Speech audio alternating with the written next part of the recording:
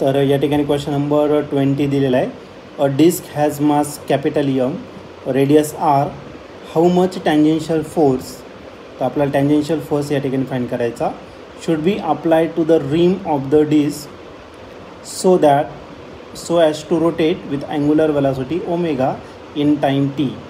तर हा क्वेश्चन 2018ला आलेला आहे. तर याचे 4 ऑप्शन आहेत ते यापैकी असे. A option M R omega upon 4t, second option M R omega divided by 2t, third option M R omega divided by T आणि last option M R omega T.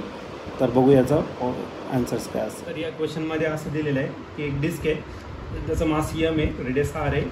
तर त्या केसमध्ये टँजेन्शियल फोर्स किती असणार आहे ते आपल्याला या ठिकाणी फाइंड करायचं आहे. टँजेन्शियल फोर्स फाइंड करण्यासाठी सर्वात पहिले तर आपण टॉर्कचा फॉर्म्युला यूज करू.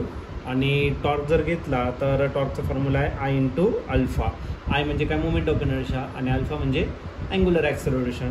आता डिस्क जर घेतला तर डिस्कचा मोमेंट ऑफ इनर्शिया असतो M R square divided by 2. आणि what is acceleration? It is rate of change of angular velocity. म्हणजे अँग्युलर वेलॉसिटी आपण काय झाला, तुमचा टाईम झाला. एक काम करू, आपल्याला फोर्स फाइंड करायचा. आता टॉर्कचा जो फॉर्म्युला आहे, टॉर्कचा फॉर्म्युला असतो फोर्स इंटू परपेंडिक्युलर डिस्टन्स. समजा ही डिस्क घेतली, बरोबर की नाही, आणि याला एक टँजेन्शियल फोर्स अप्लाय करायचं. आणि या टँजेन्शियल फोर्सला जी परपेंडिक्युलर डिस्टन्स आहे ती म्हणजेच त्या डिस्कची का असणार, radius. This is your tangential force and this one is the radius. मग फोर्स इंटू परपेंडिक्युलर डिस्टन्स घेतो. मग परपेंडिक्युलर डिस्टन्स किती झाला, आर इतकं. आणि पुढे करायला तर तुमचं M R square divided by 2 into omega upon T. तसाच इथला एक आर आणि इथला एक आर काय आला, कॅन्सल. मग जो टँजेन्शियल फोर्स आहे तो किती आला, तर M R omega divided by 2t. हे झालं तुमचं फायनल आन्सर.